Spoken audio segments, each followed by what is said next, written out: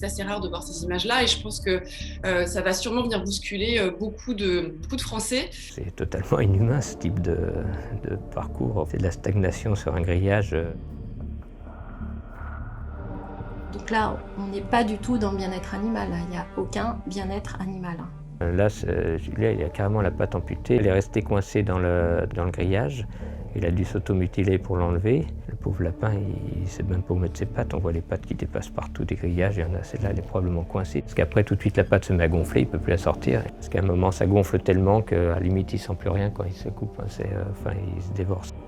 Donc voilà la réalité des élevages des lapins destinés à la consommation humaine qu'on va retrouver dans les rayons des supermarchés.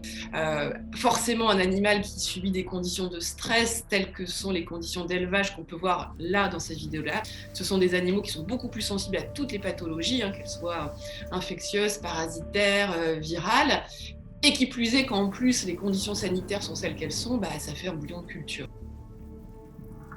Et finalement, aujourd'hui, quand on consomme de la viande de lapin, qu'on en a dans des terrines ou autres, on est sur du lapin blanc albinos, comme on l'a vu là, et qui a une vie déplorable, comme on peut le voir dans ces images.